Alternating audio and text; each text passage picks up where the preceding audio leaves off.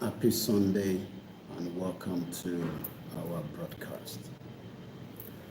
We are still getting the platforms ready and we'll be live soon on all the platforms. Happy Sunday. Yoruba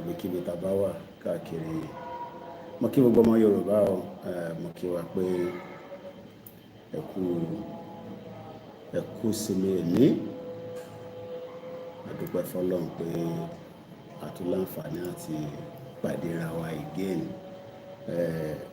Ẹ bá mi máa share kẹ́dẹ̀ bá mi gbọ́wọ́lé like and let us crack on in just about a few minutes. Mokiwa, if you can hear me loud and clear, let me know in the comment section. Happy Sunday. Yoruba Nation continue. Inini 13th, so this is a live broadcast. It's a very important broadcast as well. Quite a lot we can share today. Eba mi ma share keba akpanwe wale. Yoruba Nation Awareness continue with Koikimedia live. Inini 13th of April 2025. Ọjọ́ náà súnmọ́ lọ díẹ̀díẹ̀, ọdún yìí náà tún lọ, adúpẹ́ fọ́lọ́run. So I'm pushing as much all the platforms out. We're streaming on all the platforms. We are fully live. I hope our transmission will be stable, and I hope we will go audio with my jadi properly. Please let me know in the comment section if you can hear me loud and clear. Beshen Wale, Madame Queen programming Koikimedia live. Ononi our lawyer. Very important that Ebawa Queen programming Kole Kakiri gbogbo bi tó yẹ kó dé kí gbogbo ọmọ Yorùbá lè mọ ibi tíṣẹ́ dé àti ibi tá ń lọ. Mo kí wa bá mi share program yẹn. Èmi náà share lọ́dọ̀ mi, and we have not yet started. A ṣì ń warm up ni. It's going to be a long broadcast, so tẹ́ ẹ bá ní data yìí tẹ́ wà ní Nàìjíríà, mo bẹ̀ yín bí a kẹ́ ra data àbí kẹ́ ṣe sùúrù kẹ́ lọ join wa lórí MixLR. Ó wà cheaper. Do not tell me, Koiki, programming yẹn ti gùn jù. I am not interested. Kò sí nǹkan tá lè ṣe sí yẹn.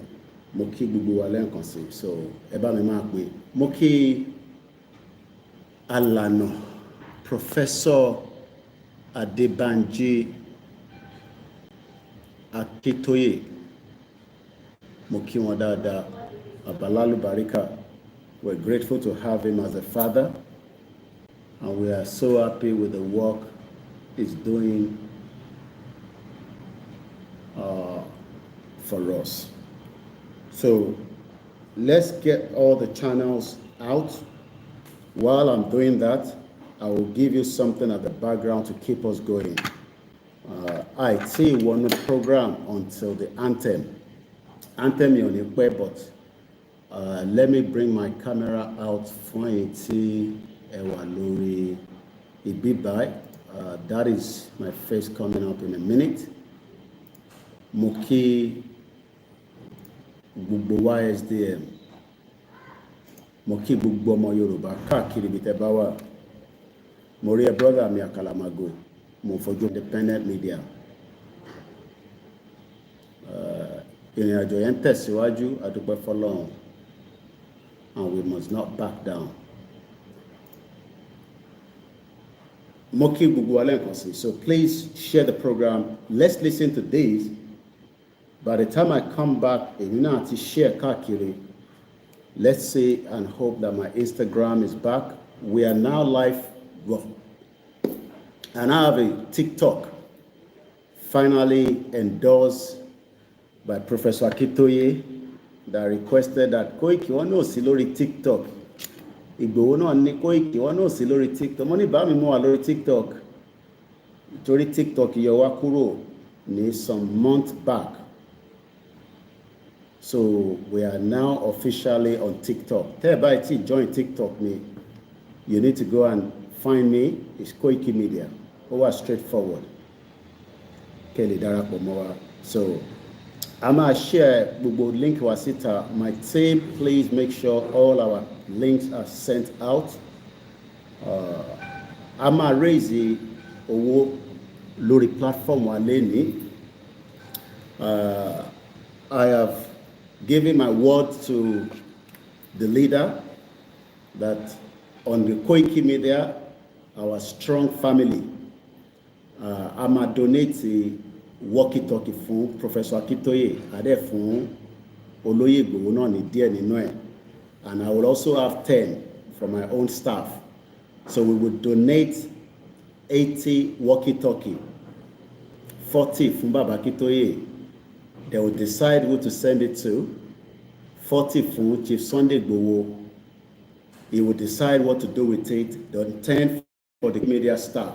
So that is 100. Yeah. 40, yeah. 80.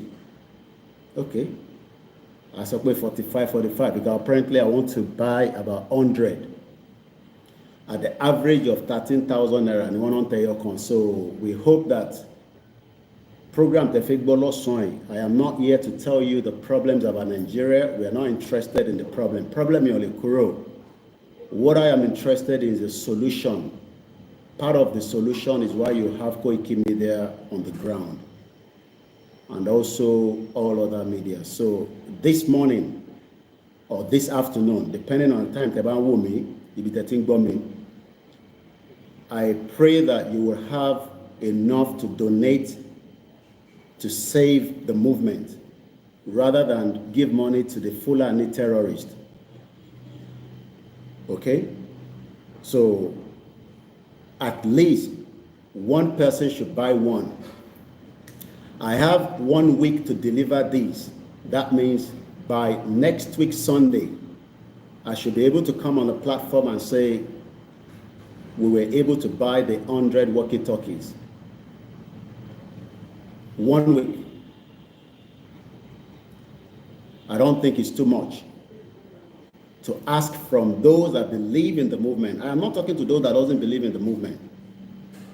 This is the Koikimedia part of contribution towards its effort to liberate the people. Ẹ jẹ́ káwọn tí wọ́n believe kó máa sùn kó máa jí. Ẹ jẹ́ káwọn tó believe kó máa bẹ́ẹ̀ ni owó ni kẹ̀kẹ́ ìyìn rere. Ẹ jẹ́ kó máa sùn kó máa jí kó máa ní kò sí nǹkan tó ń ṣẹlẹ̀ nílẹ̀ Yorùbá. Ọlọ́run ní jẹ́ kí nǹkan kan ṣẹlẹ̀ nílẹ̀ Yorùbá. Àdúrà tàwa náà nìyẹn. Àwa ò pray pé kílẹ̀ Yorùbá could go into extinction. So while I'm here till end of April, I'm raise owó. Today funding is going towards Koikimedia helping the movement. That is part of the program today. I am not here to tell you we will talk about all those things, but the bulk of the movement this afternoon is to raise funds. Tifula Neba kidnap and we are raising funds for them one way or the other, whether directly or indirectly. And we have done that in the past. Directly or indirectly, it can not dawo contact pay at support pay any Tifula anymore. But have you ever asked Kilon for when she? Any one of us have asked the Fulanis, Kilon for when she tebag bowen. We heard just recently 50 million was paid by the APC to one of their colleagues and he was killed. What an like a month ago. The former military brigadier. I don't think some of you know what military brigadier is. What dawo in a WhatsApp group. But we know that that is a large chunk of money. Walkie-talkie, innocent. Don't link it with anything more than Koikimedia is using its platform to support our leader. If you contribute, I want to Koikimedia and Google platforms. This is not collaboration with nobody. then this walkie-talkie does not belong to nobody. So what don't gbọ́ mi, Koiki ó tún gba walkie-talkie, èmi náà máa, oh, ní right, you don't have a right on this platform. This is my platform. Oh, ní right lórí platform yìí, pé torí mo gba walkie-talkie, àwọn èèyàn dáwó walkie-talkie fún wa. Hopefully we will see the money. Ẹ má dáwó yẹn through super chat. We don't need it on super chat. We will not get the money. I have 1 week to deliver this. So tó bá gbọ́ broadcast, tẹ wà ní group, ẹ má wá bá mi lẹ́yìn pé ẹ fẹ́ walkie-talkie. I am not going to listen to you. The walkie-talkie goes to our leader, the two of them. Tabari, more than the demand, I will deliver it to them, but I have a week to deliver it. I told them I would do it. It is not them telling me. I know what we need for the movement to continue to progress. Part of it is to sitting down and talking, but part of it is also to prepare for the logistics. And yes, I am in Africa. That's all you need to know.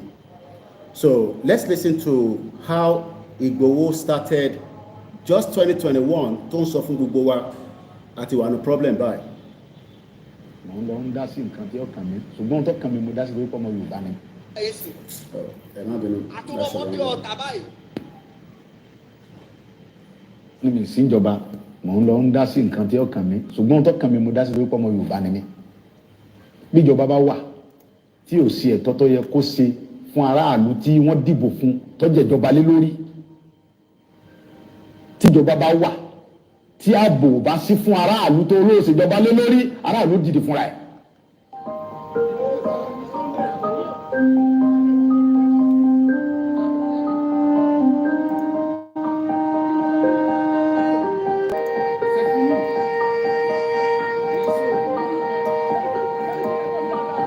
Kì í ṣe pé mo pàṣẹ àbí mo dédé pàṣẹ àbí mo kàn sọ nǹkan tí ó wá látọkàn mi. Nǹkan tó fa ọ̀rọ̀ yìí ni pé ẹ̀yin náà wò láti bí ijọ́ mélòó kan sìn bí ọ̀sẹ̀ bíi méjì sìn nípa ọ̀rọ̀ àwọn Fúlàní tó wà ní gbogbo Ìbàràpá. Ẹ wo dókítà wa, Dr. Fatai, PhD doctor, ọmọ Yorùbá tó kàwé tó gboyè, ó wá lọ sí lóyìnbó ní àìníye ọdún ó lọ ṣiṣẹ́, ó wá dé okòwò dé, ó wá lọ lu bàbá ẹ̀ ní gangan, ó dá oko àgbàdo, ẹ̀gẹ́, iṣu, oríṣiríṣi nǹkan, soya beans, ó dẹ̀ gba ọmọ wa ní gangan bẹ́ẹ̀ náà sí bẹ̀rẹ̀ pẹ̀tẹ́ tó ń bá a ṣiṣẹ́. Fúlàní wa jẹ oko ẹ̀, ó wá gbéra láti lọ bá àwọn Fúlàní yìí sọ̀rọ̀, láti lọ bá Sẹ́ríkì Fúlàní pé ẹ wá wo ohun tí àwọn ọmọ yín ṣe lórí oko mi, kò yẹ kó rí báyìí lórí ilẹ̀ bàbá mi. Wọ́n dẹ̀ dé lókun bẹ̀ náà, wọ́n dẹ̀ sàpà. Àìmọye yẹn bẹ́ẹ̀ tá a lè múrúkọ wọn làwọn Fúlàní yìí bẹ́ lórí tí wọ́n pa wọ́n. Wọ́n jí àwọn kan gbé, ẹni tó bá gbowó tó kéré lọ́wọ́ rẹ̀ wọ́n gba 7 million, wọ́n gba 10 million, wọ́n gba 11 million lórí ilẹ̀ bàbá wa. Ọ̀rọ̀ yẹn dùn mí, ó bà mí lọ́kàn jẹ́ gan. Pé tá a bá torí pé tó Ọlọ́run gbà fáwa, àwa ará àwọn ọmọ tí ń tẹ̀lé wa tó ń ṣààbò fún wa, àwọn tí ò lẹ́ni tí ó tẹ̀lé wọn kọ́, ìdí nìyí tó mú mi lọ síbẹ̀ yìí. Ìgbà tí mo dẹ̀ débẹ̀, ohun tí mo lọ fún ni pé láti lọ bá a pé sógun tí ń ṣẹlẹ̀ yìí lórí ilẹ̀ wa sọ da, ẹ ti ń gbé pẹ̀lú wa, adẹ̀fàyè gba yín, àbáyín jà, àṣẹ nǹkan jàǹbá fún yín. Ọ̀rọ̀ yìí ni mò ń bá Sẹ́ríkì sọ̀rọ̀ làwọn ọmọ rẹ̀ yọ̀bọ̀n sí mi. Mo gba ìbọn yẹn lọ́wọ́ ìkan yọ àké àgbà, ìkejì tún yọ ìbọn mi. Ìyẹn tiẹ̀ yìí, ẹni bá wọnú fídíò yẹn tọ́ra fídíò wọn, ó yin ìbọn yẹn sí mi kí n tó lọ́bọn yẹn mọ́ lọ́wọ́. Ẹ bá gbọ́ fídíò yẹn pé ìbọn bẹ̀rẹ̀ sí dáhùn bẹ́ẹ̀, wọ́n yin ìbọn sí mi ń bẹ̀ kí n tó bájà wá ẹ̀yin pípò yìí, tí n bá bájà wá ẹ̀ ní dúró. Tẹ́ ẹ̀ bá ti wá lè wá àtúnṣe sí ọ̀rọ̀ jíjígbé àti pípa àwọn ẹ̀gbọ́n wa àtàwọn àǹtí wa, àwọn bọ̀dá wa àtàwọn ìyá mi àtàwọn bàbá mi tẹ́lẹ̀ wọn lóko mọ́ yé o. Ó fẹ́ tàkẹ́ forí lẹ̀ bàbá wa lẹ̀. Ọ̀rọ̀ náà ń fa yìí sọ̀rọ̀ ẹ̀sìn kí sọ̀rọ̀ ọjà. Àwọn kan gbé wọ́n fẹ́ pa àwọn mùsùlùmí, kílọ̀kàn mi kan mùsùlùmí, kílọ̀kàn mi kan kírísítẹ̀, kílọ̀kàn mi kan. Gbogbo táwọn ń fa yìí èmi ò ní ìdí kẹta, àlàáfíà Yorùbá ni mò ń wá, mi ń fẹ́ nǹkan kan bẹ́ẹ̀. Wọ́n dúnkòokò tọ́pọ̀ jù,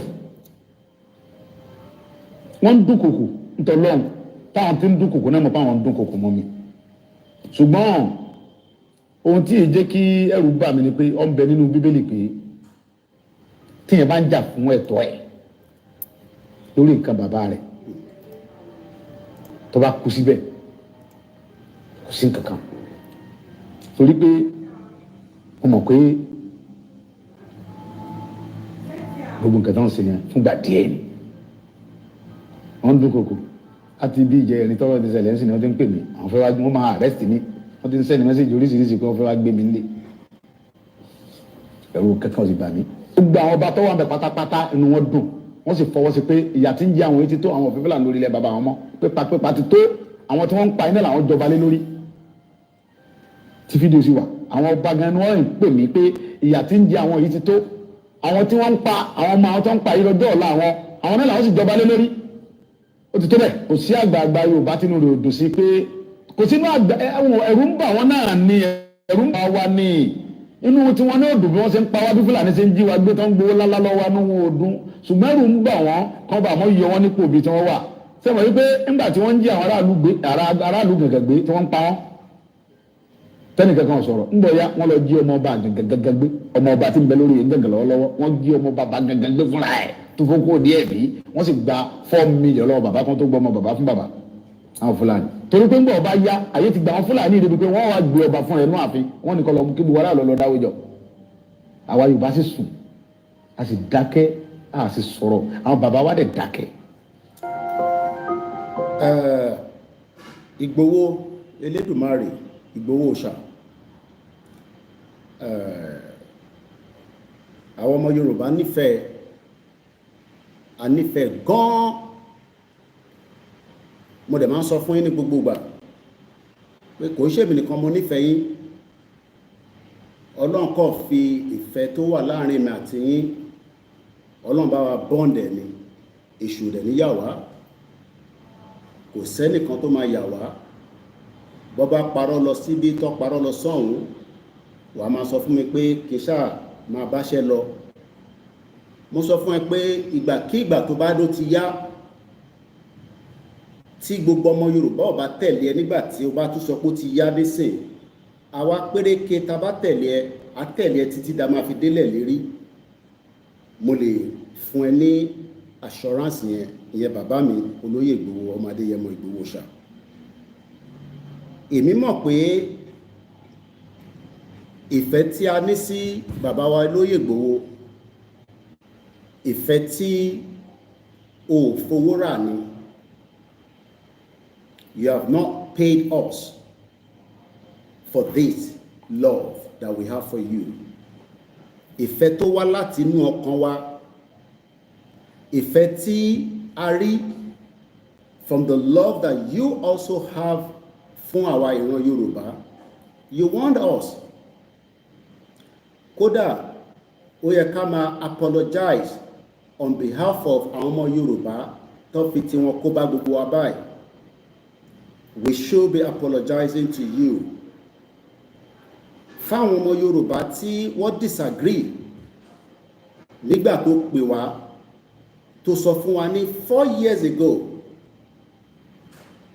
Ìgbòho ó yẹ ká máa apologize fún lójoojúmọ́ on behalf of àwọn ọmọ Yorùbá tí kò ní understanding pé in tó ń sọ ó ń ṣe adàlúrù wọ́n pè lóríṣiríṣi orúkọ èmi mọ̀ pé oníká máa yáfì wọn kódà o máa ń sọ nígbà míì pé ká má bú wọn ká fi wọn sílẹ̀ òye wọn oníká má bú àwọn ọba rárá pé ká fi àwọn ọba sílẹ̀ wọ́n tó wá fẹ́ pa ẹ́ sínú ilé lórí òdodo tó ń sọ wọ́n mú òkú méjì lọ wọ́n pa Àdògán wọ́n pa Alhaji Fatai ẹ jẹ́ kí n fele clear fáwọn tí wọ́n ń lo orúkọ lóyè tẹ́fẹ́ fi jẹ̀wé and I am not making this up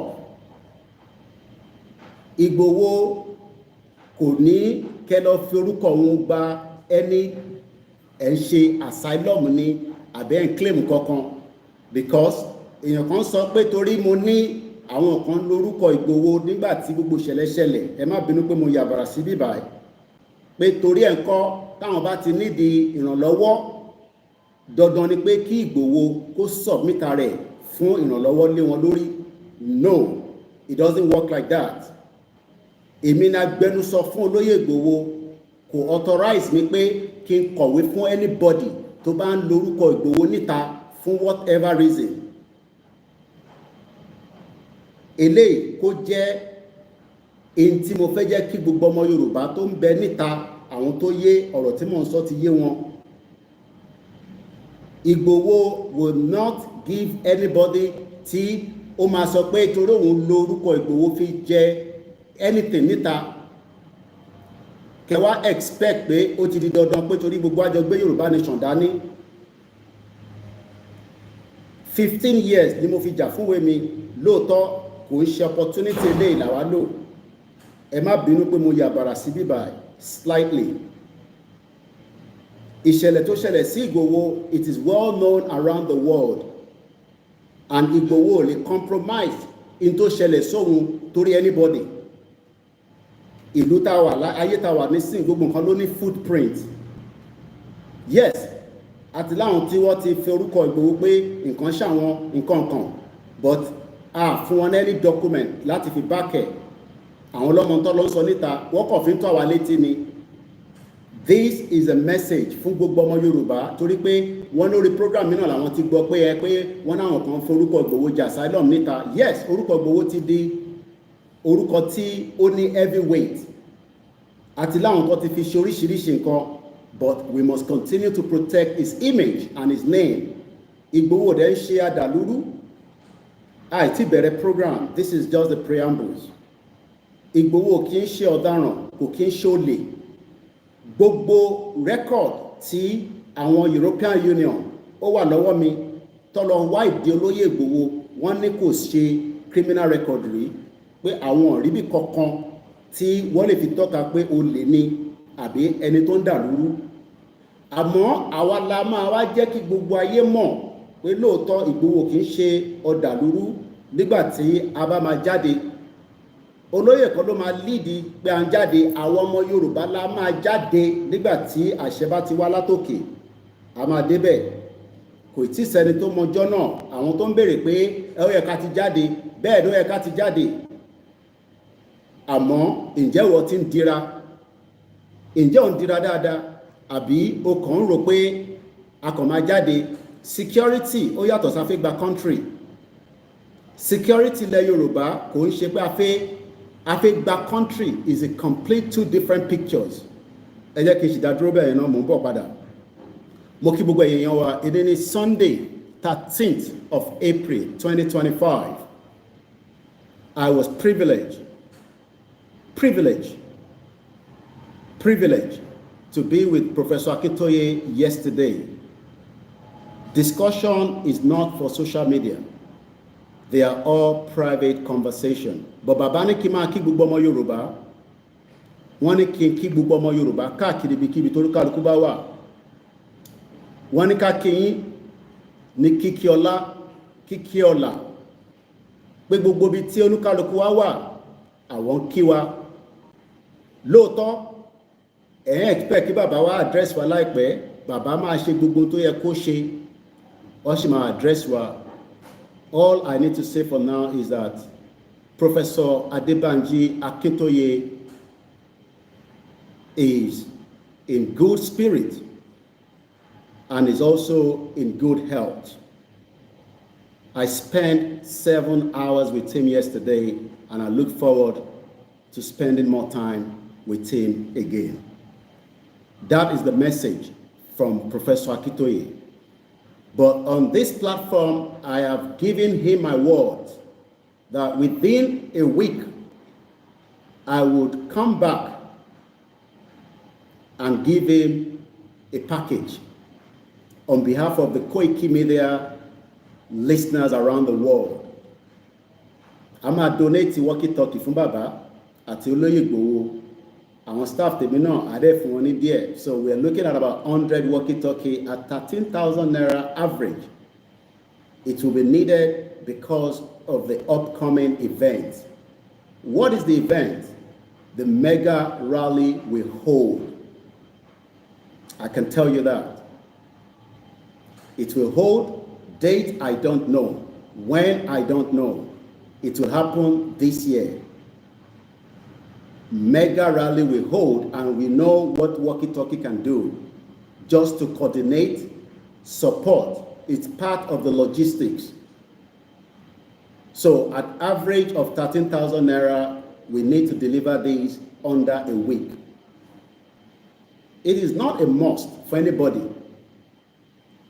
If you think that you want to support for that purpose, we look forward to receiving that. We are buying it for this channel. We are not going to compromise you to buy it on our behalf. Only Wugon. We are in a very security situation right now. I would have to source it myself and my team and deliver to these, our two leaders, within a week. And that is how it will be. So, I will not take it from you. I'm sorry. It is a security threat, and it can also have a big impact on our peaceful rally that is coming up very soon. The rally will hold. Baba Kitoye has confirmed that with me again yesterday. That is all I can say for now. And let's take it from here. It has been a week precisely that I've been on air. And it has been a week of working behind the scene. But it's great to be back, and our official broadcast will continue. I am now officially on TikTok. I might not go live on it for now, but I'll continue to post there until we are able to go live, hopefully. But it will be just another kind of engagement. Mokiawo Yawomi, Mokiawo Modua. And I also say thank you to my mom for the strong support. Last minute, I said I would not call my mom for my ticket, but I still had to call her to bail me out. Not too good at all for somebody of my personnel. Ọlọ́run jẹ́ kí Fúlàní jẹ́ mi gbé àbí tí Fúlàní wá jẹ́ mi gbé nísìnyí máa dáwó fún Fúlàní. I'm sure you will. Àbí ìbọ́tẹ̀ ti sọ pé mo lè dá lọ sékòó pé ti bá dá lọ sékòó pé nǹkan báyìí ló máa ṣẹlẹ̀. Olóyè tẹ̀ sọ fún mi pé o ní láti lọ sékòó nígbà tá a bá máa wọlé a máa wọlé pẹ̀lú ọbẹ̀ ọba ni bó dẹ̀ ṣe máa rí nìyẹn láìpẹ́ láì jìnnà. But I expected more people to have support us to return back. Àwọn kan fẹ́ ká padà wá bá dúpẹ́. I am currently in Africa, and that's all you need to know. Má pè mí kó fẹ́ wá rí mi. I don't want to see anybody. Àpàdé nínú rally when the time comes. Mo kí gbogbo ẹ̀yin diaspora tẹ́ dúró dáadáa. Mo kí ẹ̀yin màmá tí mo pè ní lastminute.com, and you came to my rescue. I am fully back now. Mo kí sister mi. Mo kí ẹ̀yin ẹ̀gbọ́n mi dáadáa. I know some of you believe in what we do, but some of you are still skeptical. Pé Yorùbá máa dá dúró. Take that out of your mind. Mo kí gbogbo ọmọ Yorùbá lẹ́ẹ̀kan sí. Ẹ tún káàbọ̀ sórí ìkànnì wa tá à ń pè ní Koikimedia, bringing the world closer to your doorstep. I will sacrifice everything to make sure that Yoruba nation is liberated. Mo gbọ́n tí wòlíì kan sọ, ẹni Ọlọ́run ní Nàìjíríà ò ní pín, àbí ìkọ̀tẹ̀sọkọ́ nìyẹn. Ẹni kò tí tó àsìkò, àwa tẹ̀ fi yí ohun Ọlọ́run yẹn padà. Tọ́lọ́run bá ní Nàìjíríà ò ní pín, we will do everything to make sure that Nigeria pín, and that's exactly what we are doing right now. Mo ń try láti wá anthem ní ẹ má bínú, and then we can fire on quickly. But gbogbo èyí tí ẹ̀ ń ríran tẹ́ ń sọ fún wa pé Ọlọ́run tí ì sọ pé àsìkò tó, ẹ lọ sọ fún Ọlọ́run padà pé àwa kan ní Ọlọ́run gbọ́dọ̀ gbọ́hùn wa. Nigeria will dissolve. Yoruba will exit. Bola Tinubu will be the last president. Ẹni tó bá fẹ́ kú ni kó kú, ẹni tó bá máa yè ni kó yè. The destruction of Nigeria on the Yoruba people has come to an end. We are not going to destroy Nigeria. Nigeria has already destroyed itself. It cannot even protect you. kò ń ṣe torí pé security la ṣe fẹ́ kúrò ní Nàìjíríà. A fẹ́ gba country wa, and we are serious about it, and if it means death, yes, some of us are ready to go so that you will be able to sacrifice for the next generation. Àwọn generation tó ń bọ̀ láyé ò tún ní wá pariwo Yorùbá nation. The end of Nigeria would happen and Tinubu will be the last president, inshallah. Lórúkọ Jésù, láṣẹ Èdùmàrè. My name is OLAYOMI KOIKI. Gbẹ́wọ́lé share button. I will give you the hope and the feelings. Ẹ lọ dira. Mo gbọ́ tí pastor yẹn sọ, I play lẹ́yìn anthem. Ẹ jẹ́ ká respect Yorùbá anthem after 30 minutes. Ó yẹ kẹ́ ti ní kí n play látẹ̀ nǹkan. Ẹ gbóhùn sókè.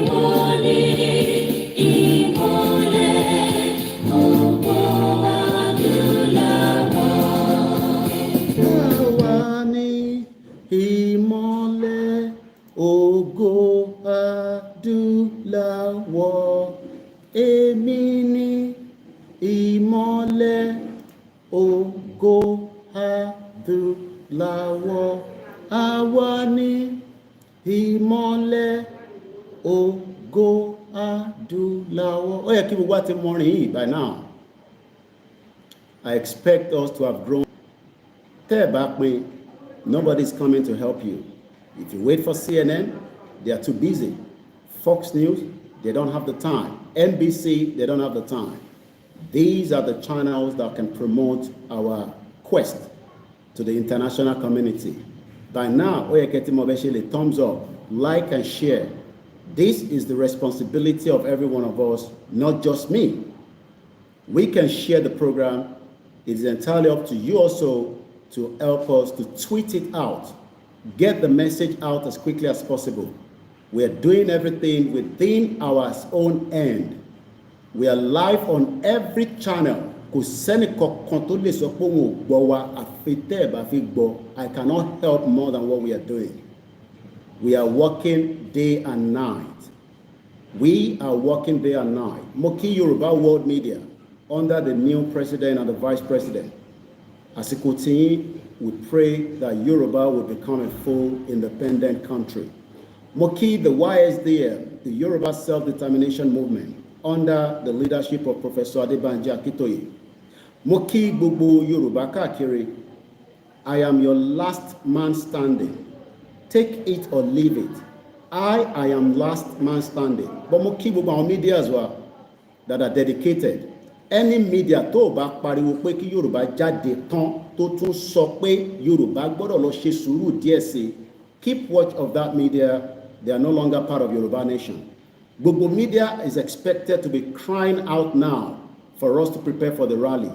I don't know whether they are doing it, but I'll continue to put it out. That is the responsibility of all the medias across the network. Don't pariwo Yoruba nation. If they are not shouting rally for now, keep an eye on them and be asking them when are they going to talk about it. There are many things that will continue to happen across the board. But into important to ṣe pàtàkì tó wà at the cogent right now is for everyone to shout about the upcoming rally. Only our Father knows when that date will be released out. But it is the responsibility of every Yoruba media, bloggers, to believe in it. Láti kígbe síta pé rally wa máa bọ̀. kó dé ní kíákíá. That is the only final solution to part of how the Yoruba will become an independent country. A kì í ṣe ọmọ Igbo, a kì í ṣe Ìjọ, a kì í ṣe Haúsá, àmọ́ gbogbo àwọn ẹ̀yà tó kù náà wọ́n ní right láti béèrè fún full independent Yoruba country. I mean, it's full independent of their own country as well. What we are doing on this channel is focused, direct, dedicated to the Yoruba people, and I hope the message is very clear. Let's listen to this and we move on from there again. Get the message out now. It is very, very important.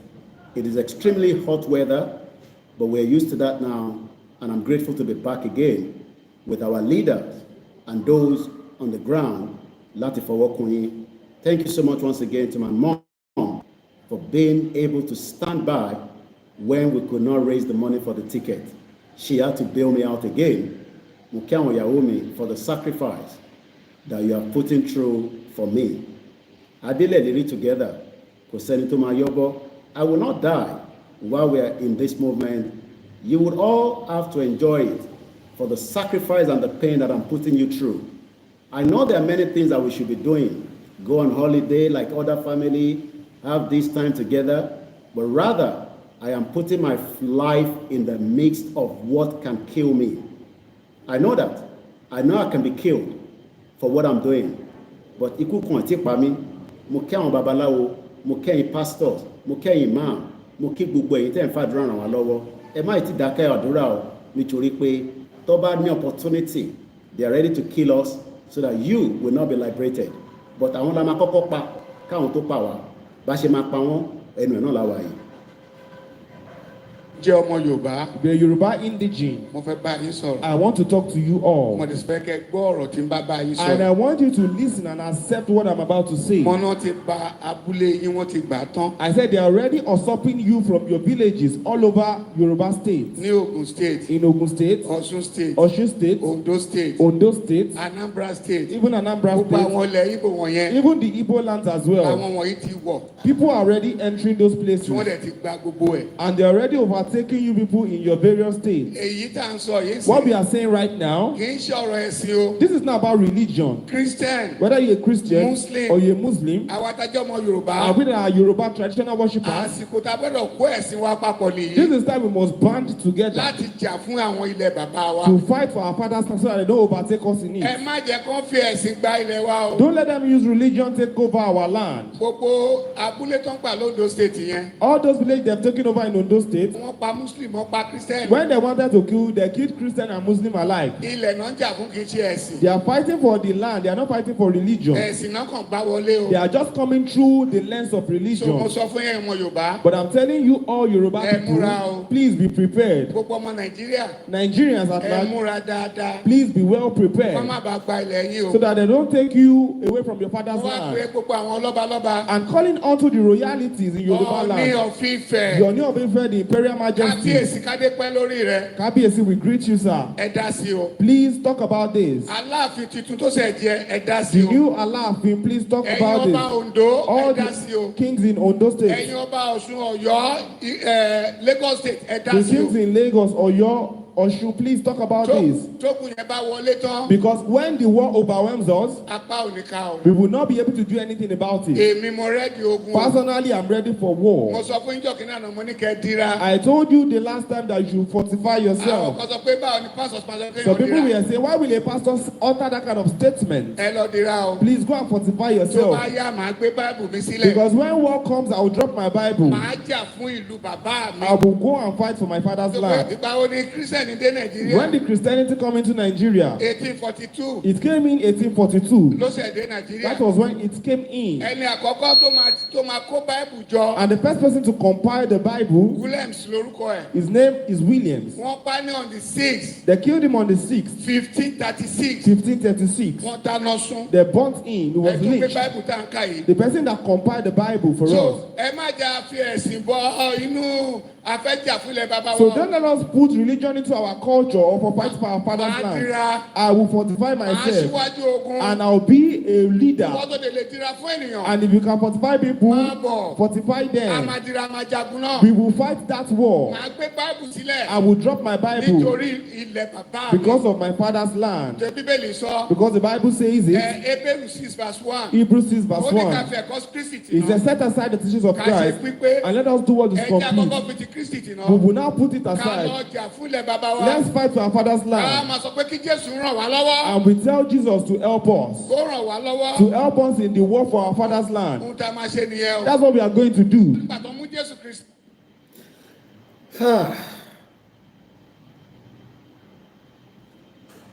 Only if Baba Adeboye can speak like this, only if Kumoye can speak like this, only if Iyadura can speak like this, Pastor Jerry can speak like this, only if all the Yoruba pastors, Prophet Ojo Taiwo can speak like this, I liberate you within a space of a limited time. Let's come back to logistics. Bàbá ẹ̀ ní ká lọ dira, àwa tí ń dira tẹ́lẹ̀ náà ó tójọ́ mẹ́ta. Mo dúpẹ́ pé we remember his last video. We took it serious and we took it to the next level. We told everybody, a sọ fáwọn èèyàn wa pé kó lọ máa múra sílẹ̀, kó lọ dira dáadáa.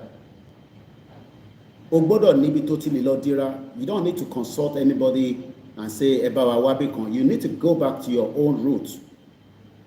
Gbogbo ala ní ibi tí a ti jáde, a ní ìdílé tí gbogbo wa ti jáde. We must go back and ask questions or sort something out for ourselves.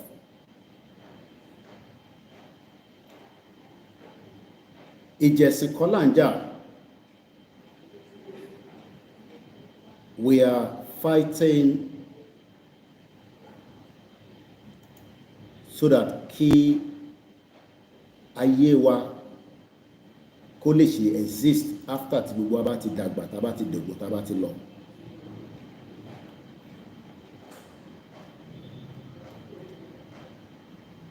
If we dare fail, which we are not going to, it will be one of the biggest disasters of mankind.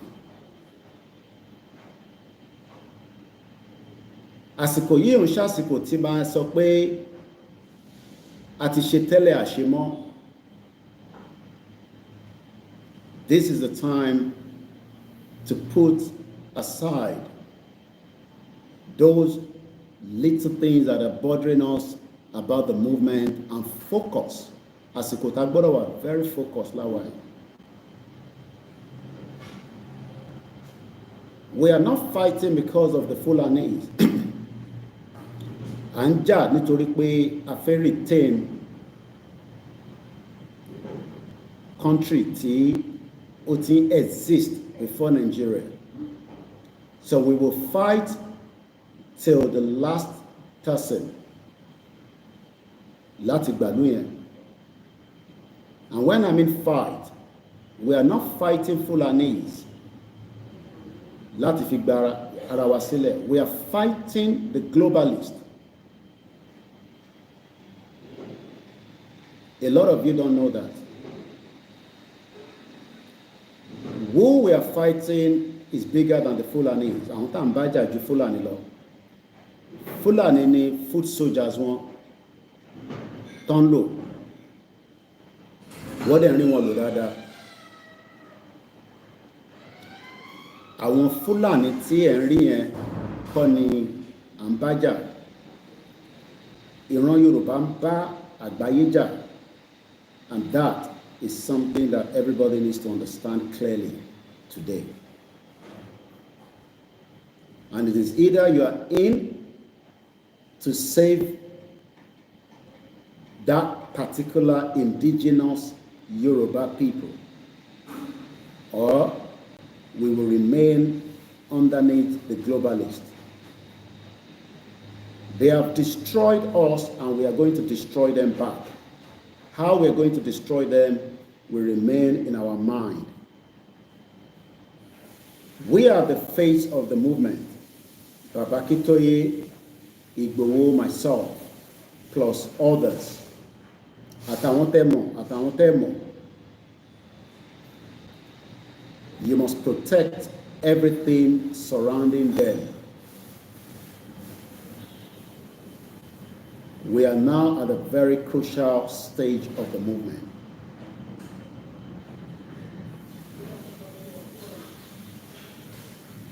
I am trying to be very cautious. And I'm sure you know what I'm talking about. But be prepared for death for you and for me. But we can overcome those deaths if we all prepare in our mind that before we are killed, we must also prepare to kill them back. I gotta prepare because they're gonna kill us. I can tell you that. The Yoruba people have been killed for the last 65 years of being part of Nigeria. More Yoruba people have died now while Tinubu is in office. That I'm sure you know.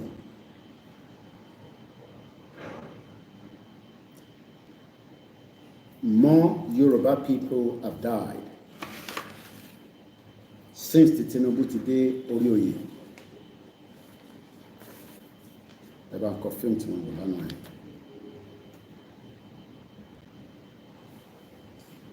More Yoruba people have died since the Tinubu today. Do not think that you are perfect. I want to see what look of your power here. Poverty was part of it as well. There is no reason to wà abroad lè jẹ 3 square meal and to wà nílẹ̀ Yorùbá tó ní better soil láti gbìn kan kò rón jẹjẹ lẹ́ẹ̀mẹ́ta. Ẹni tó wà abroad tó lo passport tó dá tó fi ń travel káàkiri gbogbo àgbáyé kò sẹ́ni reason láyé yìí tí ọmọ Yorùbá náà lè ní passport tiẹ̀ tó lè fi compete pẹ̀lú any country around the world. Currency tí wọ́n ń lò abroad tí wọ́n fi ń dominate wa ní on our own land kò sí any reason táwa náà lè build currency tiwa with a strong economy. Mo kúrò lọ́kàn ẹ̀ nísìn nínú broadcast yìí pé Fúlàní kọ́ là ń bá jà. A lot of you are mixing it up. Ẹ fi pé tá bá ti jáde àfi lọ máa attack Fúlàní náà. That is not what we are doing. Ọ̀pọ̀lọpọ̀ yín tí ẹ ti ní understanding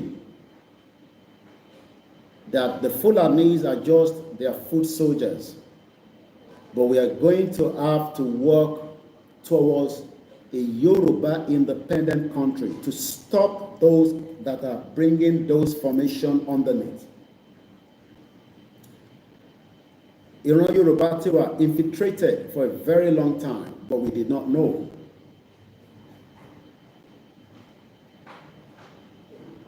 What infiltrates were for a very, very long time. MK Abiola was one of them. And you can imagine if one of them was MKO that infiltrated the Yoruba people, Tinubu was also one of them. And he is the current president right now. Let us prepare that if Tinubu is going to destroy our life, we must prepare to save that life, as many as we can. But some will have to die.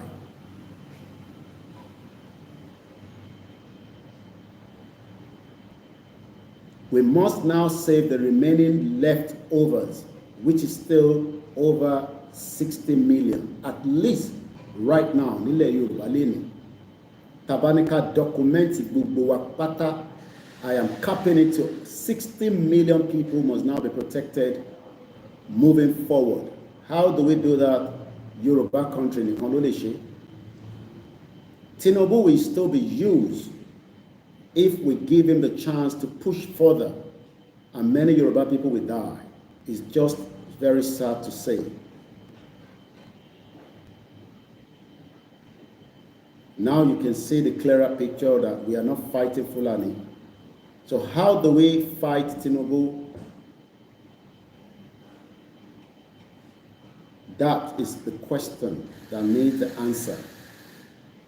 And that answer is Yoruba country.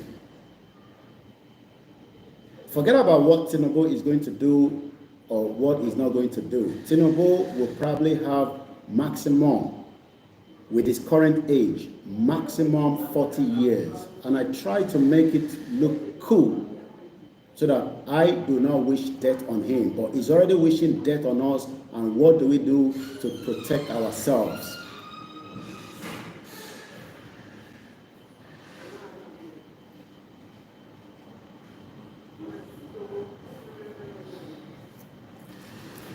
I want you to have Netflix Prime to go and watch a movie called The Wheel of Time. That is the movie, if you can, if you have Prime. Eba.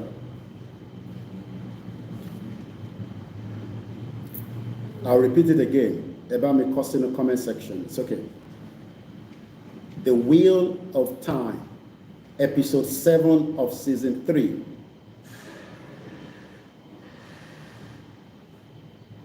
Death is gonna definitely happen. It is too late to avoid the death. But what do we do to save the millions of Yoruba people is what we need to do now. The death is already there. Do not be deceived. Fẹ̀yìntì ní Prime, and you don't know what this film is all about. It's just similar to exactly what we are fighting for today.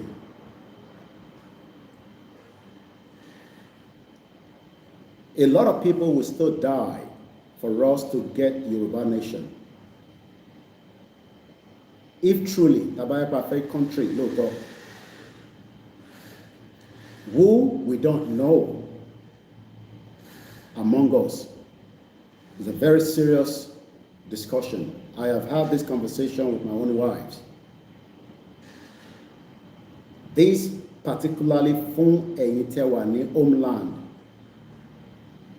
You must prepare your family for this fight to save the Yoruba people from being taken out of the world that we are living today and converted to something that we are not. This is not a laughing matter. It's a serious matter. Any one of us could die along the line of this movement. And you must allow your family to know that. But konshe gbogbo wa la ma lè sacrifice to that extent.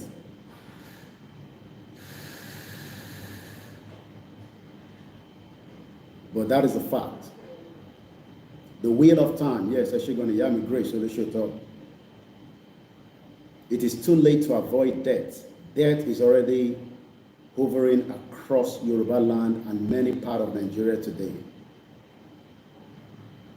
We are not going out to fight Fulani. We are going out to save our lives from the globalist that wants to direct and dictate.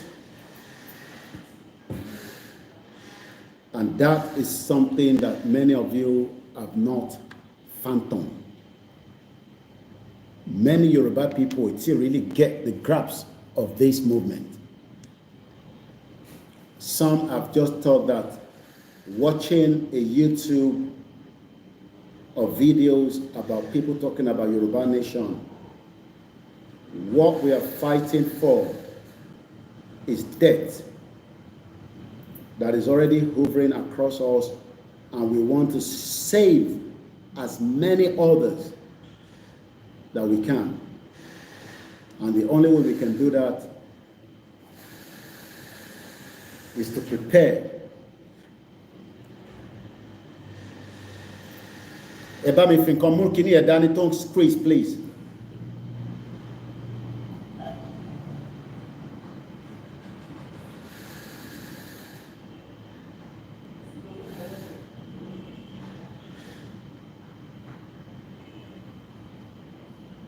We are facing death.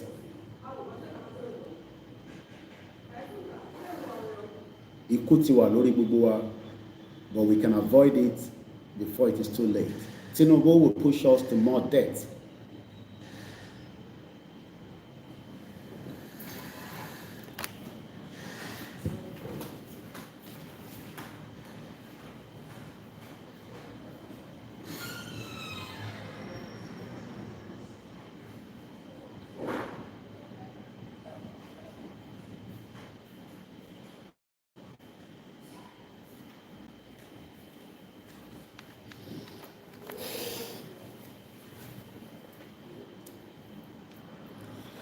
Tinubu already put us into that, and many people that are selfish. This is not about the diaspora saving the Yoruba people. It's about the Yoruba saving each other from the debt.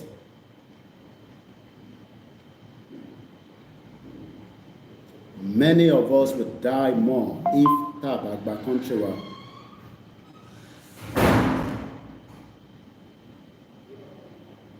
A lot of Yoruba people will die if we fail to get a Yoruba country. A lot of Yoruba people will die.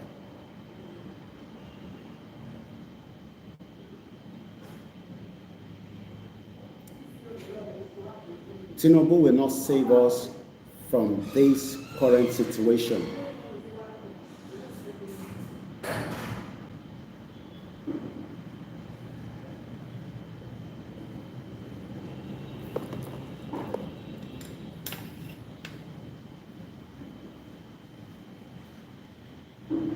Tinubu is not going to save us. And I hope you understand what we are really into. Many of you don't understand what we are into at all. Ọ̀pọ̀lọpọ̀ wa ò mọ̀ ta wà nínú ẹ̀, a kò rò pé it's just a fun, fair event. A lot of us do not understand that it is about life and death. You can say that Awatawa Niwaju might be the one that they will take out, just as Khashoggi was killed by Saudi Arabia inside their embassy in Istanbul.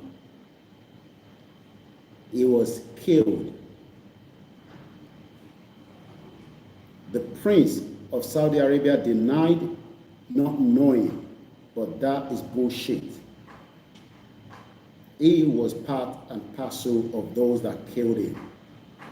Do not think that Tinubu would not do the same. If otherwise, we can see that it's already happening.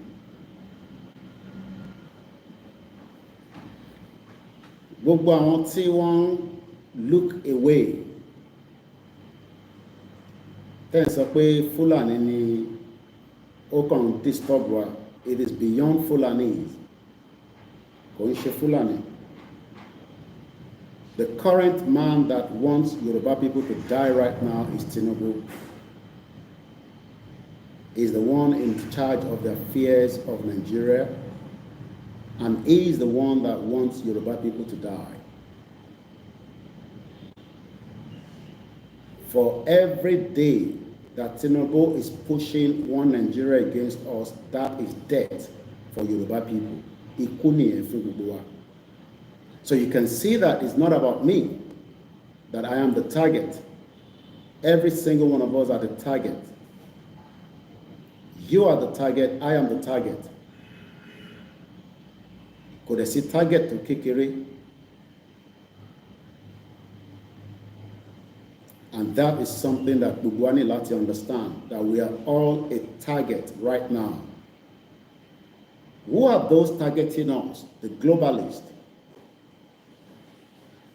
They will do everything to push Tinubu to take us out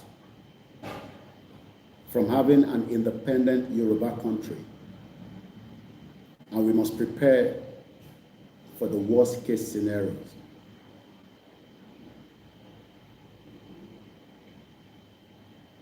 This is not a child's play. Once again, Entobani Prime, I have given few films on this platform. These are real events that has happened. Tofinche movie, just like most of the Nollywood that are also not doing much. Most of those Yoruba actors and actresses and the artists might not have a place to operate when Nigeria is fully an Islamic country. I don't think they know what we are fighting for. The Funke Akindeles, I saw Kunle Afolayan, massive. These are the kind of investment I want to see in Yoruba land. Building something in Oyo State, just launched, I believe, yesterday, if not a day before. I saw it on Seyi Makinde's Twitter handle. But ṣé ó lè guarantee life for me tí bá wá ṣe holiday nínú resort yẹn with my family? Would you take your family from abroad and go and stay there? For those of you that are not advising them now. Yes, these are beautiful investments that we want to see across Yoruba land.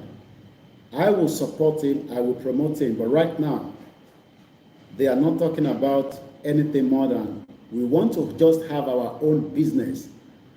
Look and hear me very well. The Islamic agenda will destroy all your businesses as they've done with Babawolowo. Businesses in Nigeria, they will destroy it.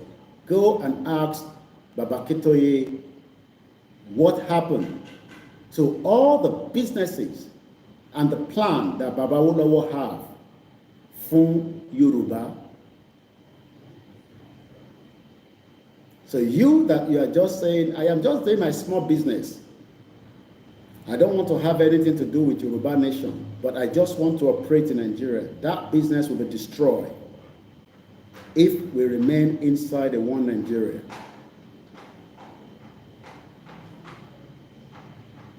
And it does not matter what businesses you are doing. It will affect you just as it will affect others. And they will do it from every part that it will be feeling you as if like, how is this happening? It is happening because, it is set that Nigeria that you are in as a Yoruba person, a Yoruba woman, a Yoruba adult, a Yoruba youth, a Yoruba widow, a Yoruba with a physical challenge. Most of you that are against the Yoruba nation movement, Nigeria will destroy everything that you have. It has been done for us before. Go back and look at history. They will destroy our economy. You will not be able to compete with them, especially on Tonshi drug. They will use big amount of drug money to destroy everything that you are selling. You will not make profit. You will not be able to compete with them in hotel. And I'm not talking about the Igbos, because you might think that when I talk about the drugs, about Igbos. No, I am talking about the globalists that will eventually take charge. They will control the Igbos, and they will also control others that are in that sector. Go and ask who control the shipping line in the world. This is one of the biggest cartel. And yet, these are the people controlling your port. Britain controls the Nigerian Apapa port. And Britain wants you to come under a COS to the UK as a carer. We will either not accept that, but how is when we have Yoruba nation. The current Nigeria Port Authority is controlled by Britain, while many of you are struggling, including myself. If you know what that can generate for us, you would run with Yoruba Nation campaign and demand it now.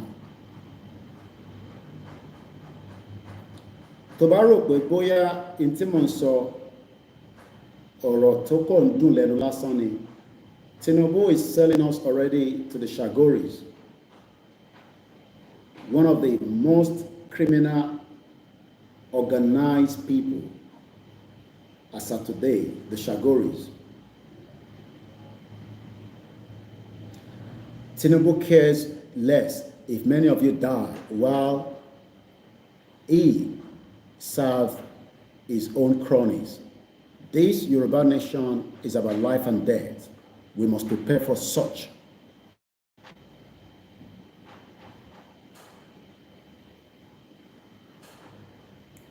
Like I said, there are many institutions that have been forced on us that would not want to go. These are not in the forest. These are right underneath our nose across Yoruba land. Dangote will fight back as much as he can to save Nigeria against you, a Yoruba man that owns Yoruba land.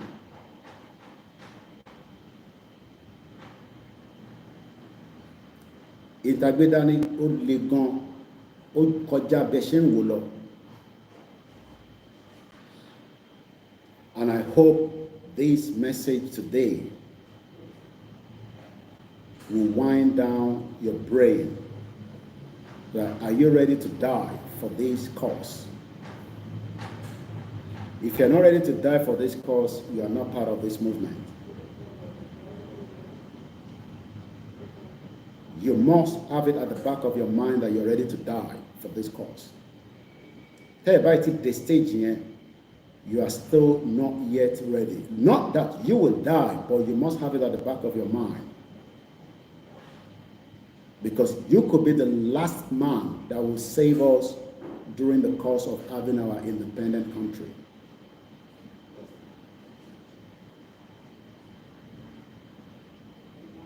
It's not about Igboho or Babakitoye. It's about every one of us to have it at the back of our mind.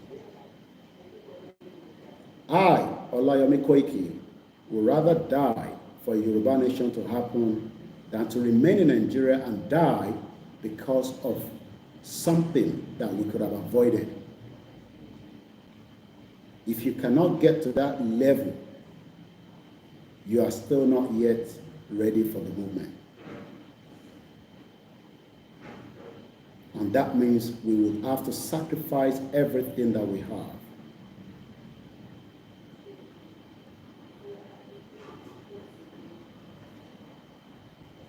If you are not in that capacity yet, you are still far away from the movement.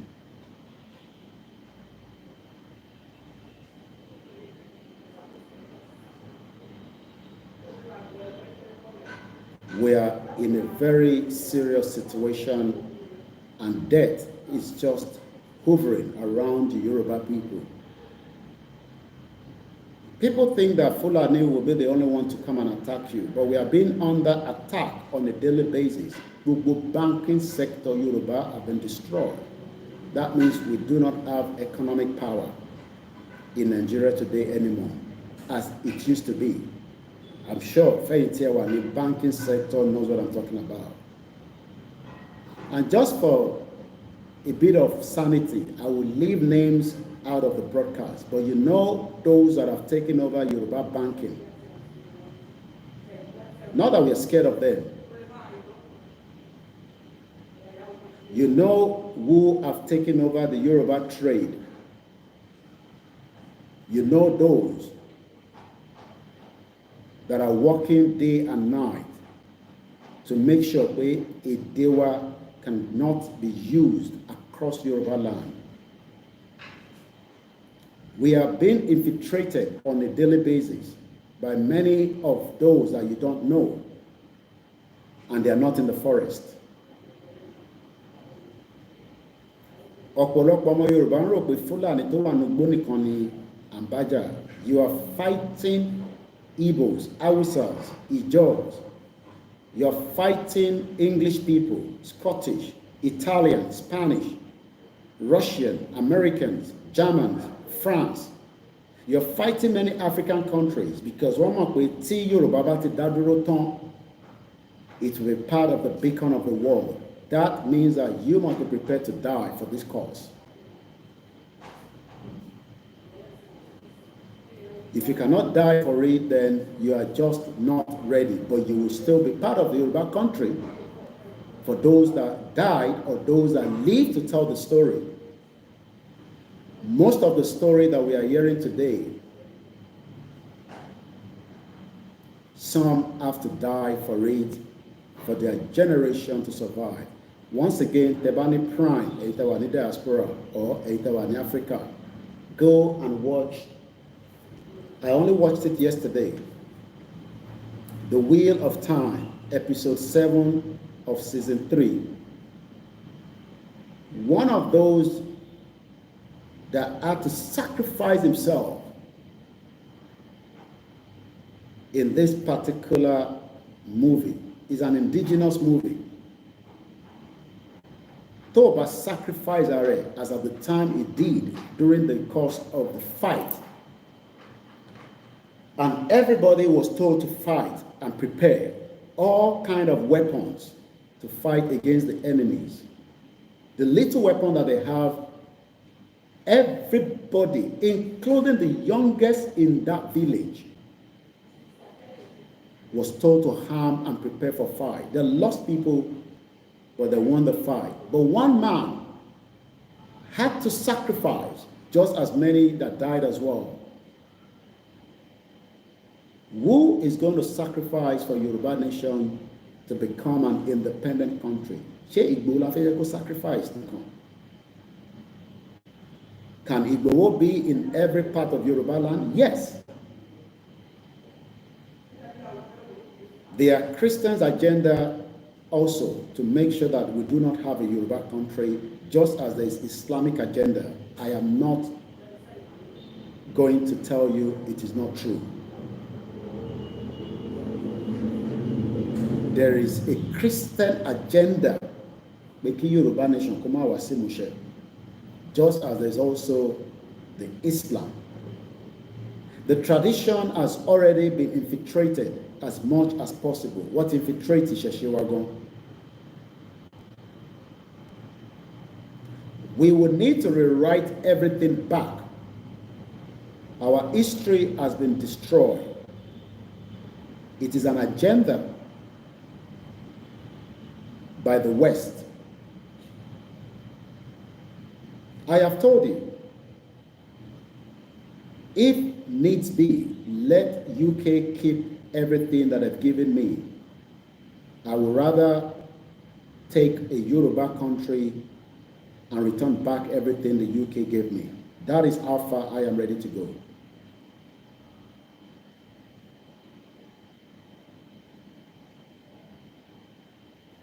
That is the only way for me. You would have to decide yours.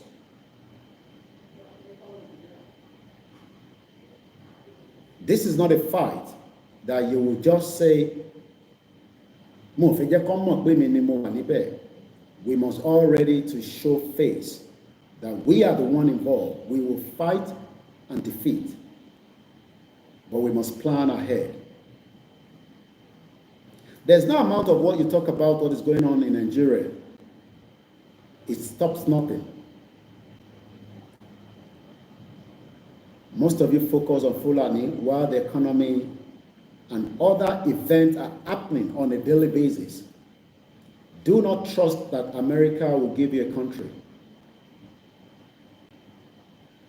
I was following the Western Sahara a couple of days ago. The Western Sahara that is border between Morocco and Algeria. Wọ́n ti ń jà pé kó gba full sovereignty wọn as far as over 30 years plus, yet they are still not yet there. And it is a tug of war, ìjà. So you can see that they are not fighting Fulani, they are fighting to save their lives from those that wants to control their lives. If truly Labafegba country were, we must ready to fight those that do not want us to survive. We have to fight them with everything that we have. Many Yoruba people do not want a country of theirs. Do not blame them. One ṣoògùn tó pọ̀ on them. One fẹ́ oríṣiríṣi atẹ́gùn síta. We know that because ọmọ Yorùbá ni wá. There is a lot of spiritual attack done on a daily basis from the north up to outside to make sure that each Yoruba person will still be thinking that a one Nigeria is going to be favorable for them than being in a country called Yoruba country. Not that they want to travel out, they just think that it is not worth having a Yoruba country, according to them. This fight is the survivor for the Yoruba people. It is not a child's play. It is a serious matter, far beyond what you might be thinking. If the politicians think that they can push us, we must be ready to push them back. They are humans like us. But the only difference is they have more resources than us. And what do I mean by push them back? Whatever that means to you, because they are also part of the tools used by the West against the Yoruba people. What is the point where Adeleke goes to London, the same UK that I lived for 27 years, and is looking for investment in your Osun State that doesn't have any security? You can tell that something doesn't add up. What about those that have operated in Osun State, Lati, Aregbesola, to the rest of them? They haven't turned things around. Most of them have done the same trick. And I'm using Osun State just like we saw Seyi Makinde in Finland sometime last year. There is no amount of any kind of partnership that they are doing. It is against the Yoruba people, not to favor the Yoruba people. Because one share on behalf of Nigeria to remain as a tool to affect Yoruba.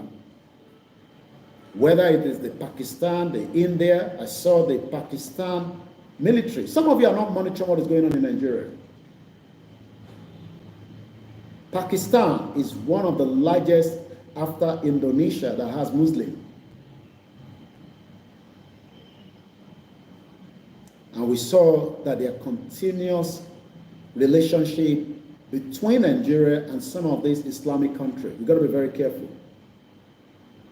And when I mean careful, we've got to stop being part of Nigeria agenda. Yoruba, being part of the Nigerian agenda should not be your business anymore. Being part of the Nigeria agenda should not be your business anymore. If care is not put in place, you watching me today, your generation to come will cost you. That nígbà tá pè kí Yorùbá dá dúró, you did not play any part or any role at all. You were just sitting on the side.